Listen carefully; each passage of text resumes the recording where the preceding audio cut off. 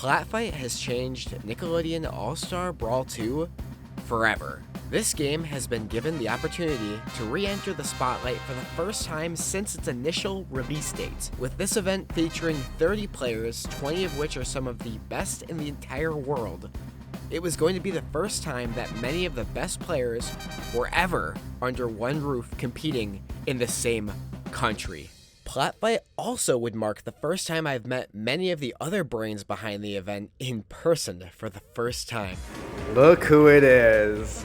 Fuck up, Jerry. I met graphic designer Cookie the Goat, who created all of the graphics you got to see on the badges, on the streams, on everything. Top 8 graphics and more. They're just a goat. So that was the first time I'd ever meet them in person, as well as Nick from Multiversus, the godly TO for that game. Nick, what's wrong with your candy? They're just all together. It's all like pumpkin for one candy. They're just a goat. Both of them are just such wonderful people. I got to take them for the first time they ever experienced Raising Cane's, and their first time doing a Target run, which was more than we bargained for sure. Shouts to Target and their awesome prices. But we had a fun time with that for sure. And it was definitely a good way to just warm up, get to know them, do some goofy stuff, you know. Platfight also marked the first time I've ever meet Bean, Shoshay, Sempak, and a bunch of others in person for the first time. Ice Kenzie as well, Maybe, and so many others. Bean, this is the first time I've ever even seen his face in person. The same goes for others as well, and it's just insane. Another first for Platfight would be the first time I've ever had the ability to set up the highest quality NASB2 major ever. And it was one of the most fun to ever watch live as well. This was mainly thanks to this being the first time I've been given the resources to have the exact same hardware and software for controller drivers, controller fixes. We had high quality live commentary from Blackamar, Beanery, Lantini as well. And there was just a bunch of upsets, return to form, and meta shakeups like we've never seen so far. One other huge contribution to just the excitement and hype surrounding NASB2 was Void. Void watching Nickelodeon All Star Brawl 2's top 6 at Platfight. He was live watching this, and thanks to him and his viewers, plus Platfight, we had nearly 1,000 people at the peak for this game. 1,000 people watching NASB2 a whole year later. While that isn't necessarily a lot in the grand scheme of things, is an insane number for a game that generally is just not the biggest, you know. There isn't the biggest drive to watch this game, but for this to get 1,000 views live, that's insane. That's a huge number bump for this game. And generally, the interest seemed to be extremely positive. Everyone who watched seemed so interested and enjoying their experience watching. The grand finals of Platfight on Gallant Gaming's YouTube channel also already has over 1,000 views, with many of the others also reaching into the multi-hundreds as well, which is insane. It's insane that we're seeing such a boost in interest from one event alone. H-Box, will you be hopping on NASB2? Just about to begin here at doubles. Bro, I'll make this really quick to say this. I saw that the streets have been talking about NASB2 again, and honestly, NASB2 to go box would be kind of cool. All I'm saying. I think now we're both working with I think like, people I think it starts connecting and you feel great. the Like showcase the show and her. of you talent saw a moment where for that like game the uppers were connecting and needs a and little bit of that moment and just went for the ciphers. Gotta be in sync with your partner. Oh, yeah. You know, and Little- that comes with a little bit of a practice, little but that also spotlight. comes with just game sense, and game knowledge. It's And, actually these kind of players sick. are definitely What some people they have been have the doing in that best game. yeah, the best. You know the players. best player in the world plays Plankton? Of course, we cannot. Another huge boost to NASB2 at Platfight was Plat Masters.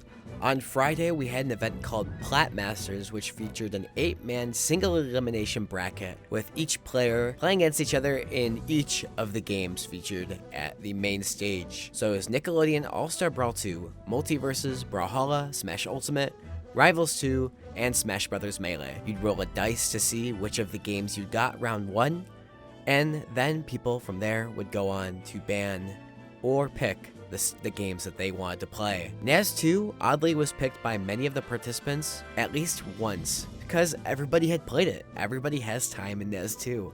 So there's a lot of screen time for it, And a lot of time I was up there just helping out, making sure that the game ran smoothly, and it was exciting, man. But I know that's not why you're all here to talk about this. A shout out to Pugx, Stango, and Locus. Locus, who ended up placing second in the event, losing to Cake Assault. Shout out to Cake, you're the GOAT. But I know you all are here for the main thing, which was the awesome, super hype, upset-filled, crazy bracket that was the NASB2 singles event.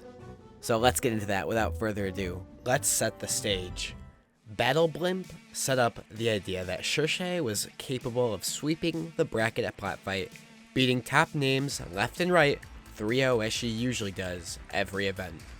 At Battle Blimp, she only had one game dropped to Pugx, and the entire bracket, no one seemed capable of challenging her. Pugx was swept by FPZ in top 8 and would be seeded to fight him once again in top 8 at Platfight. Platfight featured so many killer talents, including Shershay, Alphastone, Senpak, Pugx, Locus, FPZ, Connor J, Midi, Nintunist, Little Boy, Vivid, Do the Fig, Zafro, Jabibi, Ice-T Kenzie, Moth, Young Simba, and so many other heavy hitters. No one's bracket path was going to be easy, and boy, it wasn't. Shershay's bracket run through Platfight was expected to be a clean sweep, being ranked as #1 in the world and barely dropping a single game to anyone in almost every set she's ever played in Nickelodeon All Star Brawl 2 just meant that we expected this to be an utter wash. Many players were preparing for her, and as such, we got more than we bargained for sure. But to start off her day, she faced Zafro, a very talented April player who she swept 3-0 on stream, and then actually bled a little bit, fighting Midi, who brought out a Zim that definitely tilted her far more than she expected to be, using a mix of bomb pressure, loops, and other very odd edge guards, forcing her into situations she simply was not ready for. Despite this, she held on strong and forced a swap once again where she won and qualified for top 8 3-1. Going into top 8, there was a question on if Shershay would have trouble facing Pugx, as he, during the Battle Blimp qualifier the week prior, had the best chance of defeating her, as he actually took a game unlike anyone else in that bracket. During the winner's semifinal, she put any of these questions to bed, defeating Pug 3-0 in winner's top 8. Alphastone also had quite the run, fighting Do the Fig, defeating him 3-0, then having a close set versus FPZ where it was 3-2, FPZ being the combo breaker NASB2 champion this past year. Getting into top 8, he had to fight Senpak, who, another hard matchup that we thought would be a lot closer, was definitively won by Alphastone 3-0. Alphastone went on to break the status quo by defeating Shershay 3-1 in a commanding victory. This went back and forth until Alphastone had the game in his hand, game number 3, and just continued to run with momentum, hitting those snares and hitting those lightning bolts all the way to get his ticket into grand finals. While FPZ and Pug were both defeated by Shershay and Alphastone earlier on in the brackets, they would end up facing each other in that top 8 slot for losers quarterfinal. This was expected to go very much in FPZ's favor. However, Pug had been studying and preparing for this event and was on a hot streak from Heatwave, Battle Blimp, and now in top 8 once again for Platfight. He dominated every single game, getting some cool clips as well as just commanding the neutral. Pug would go on to beat FPZ 3-0 in what is likely one of Nigel's hardest matchups in the game. A small character that's hard to hit, has great anti-airs versus an opponent in Nigel that loves to be in the air. This could not be a more difficult situation for Pug. But despite that, he would go on to get into loser semifinals versus Senpak. This would, however, be where Pug's story ends. Another 4th place curse, losing to Senpak 3-1 in what was another tough matchup. Senpak just looked ready to go this whole tournament, and even his worst losses versus Alpha Stone still didn't look too terrible. He was just motivated. He'd flown so far to be here from Canada, defeating Pug 3-1, determined to keep going. Shershay, flying all the way from Europe, was also determined. The mental battle was had today. And at Losers Finals, Senpak came out on top versus Shershay 3-1, using a bunch of tricks with Goddard and plenty of other big brain setups. This would help him to get to the first ever grand finals for NASB2 at Platfight. Alpha Stone, however, would put any question of who the best NASB2 player was in the room to rest that day. With plenty of insane high-octane combos, up-air juggling, and lightning loops, Alpha Stone would go out to defeat Senpak 3-1 and claim his spot as the champion of Platfight. This bracket was filled with so many insane situations. Players willing to fight like their lives depended on it, with Alpha Stone finally deciding to completely focus, lock in, and have as much determination as it was to prove he was the best at what he does. Pug, who'd been having a quite good run in his major appearances so far this season, decided he was going to give it his 100% all. And when he did so, he defeated some of his most terrible matchups and head-to-heads this season. Senpak coming in out of nowhere and playing to his absolute best, having a grand performance and defeating one of the best players, if not the best player of all time for NASB2 that day. Locust stepping up to his first ever in-person NASB2 major and his first ever platform fighter major in over 5 years, made a grand debut and solidified himself as a top 10, if not top 5 NASB2 player all time. FPZ, a previous champion of a NASB2 major event, Connor J, Midi, and so many others just coming in who are all capable of winning a major, all making it to top 8, and all putting on just a wonderful showing of this game's top talent. So many players came from around the world for Platfight, and very much were excited to compete. So many other spectators, fans, and people just watching from around the world, including top player Void and others, were just hyped to see this game at its peak in terms of competitiveness. It was amazing, and the results have never been better for this game. It may seem like to casual fans that the game isn't going anywhere in terms of its momentum with the general platform fighting game community, but those watching the pendulum swing have realized that it is definitely swinging back into the favor of Nickelodeon All Star Brawl 2. Top 10 player Fiction recently made a tweet saying that this game is genuinely Melee 2 in all the ways that are good. In his extended words, he said, "Just my opinion, but I think NASB2 does a good job of making the game feel less buffery by not allowing buffered rolls, dodges, and moves having significant end lag or needing to be auto-cancelled. So if you get the first move buffered or timed wrong, you'll probably miss the second one, unless you time it better. I think if they actually just removed the buffer altogether or dropped it to like 2 to 3 frames, except for wave dash assist, I honestly prefer wave dash being stupid easy. This game has like a good 10 years in it, at least. Not that it doesn't anyway, but I feel this would give it so much more depth of movement and execution. I want to get stuck in my movement more. I want to miss moves more because I'm early.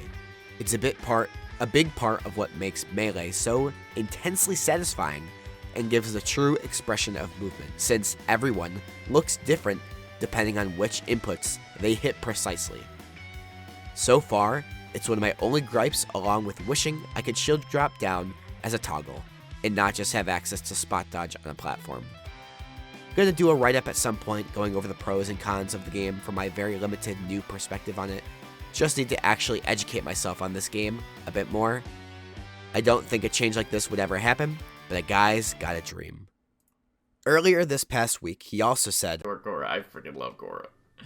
This game is so sick. And I am not going to stop until every one of my friends plays it. Every Melee player, I am going to force to play this game. I need this game to get big again.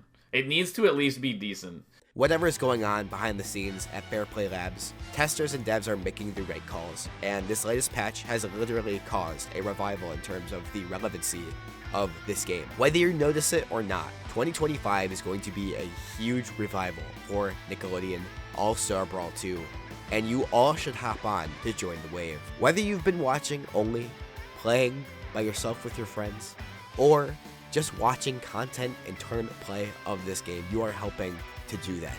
You are helping to join the wave of NASB2 in 2025. And not just NASB2.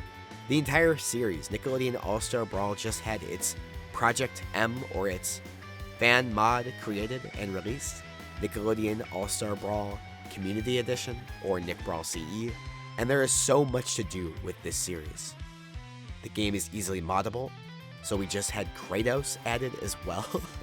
Which is crazy. He's not tournament legal, but it's still a huge deal. And as Fiction has said, there is so much time left for this game. 10 years for NASB2 is definitely in the cards, with or without changes.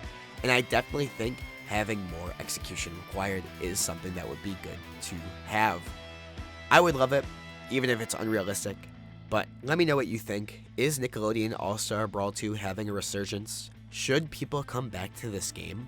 Is competitive NASB2 something that you want to see at more majors in the future? If there's any large major tournament organizers out there watching this, whether it's for Genesis, Let's Make Big Moves, or other large-scale events in the North American region of Canada, Mexico, and the United States, please hit me up. I will fly out to your events to help run and organize the events for NASB2. Just hit me up. Thanks for watching, everybody, and I will see you all in my next videos, which should be a tier list as well as a couple other very secret projects I've been working on. So if you'd like to see those, make sure to like, subscribe, and turn the bell on so that you know exactly when those drop. My tier list will be the first large-scale tier list fully released for this game since the new patch is released, and I'm excited to show it off. So see you later. Thanks for watching. I'll see you all in the next video.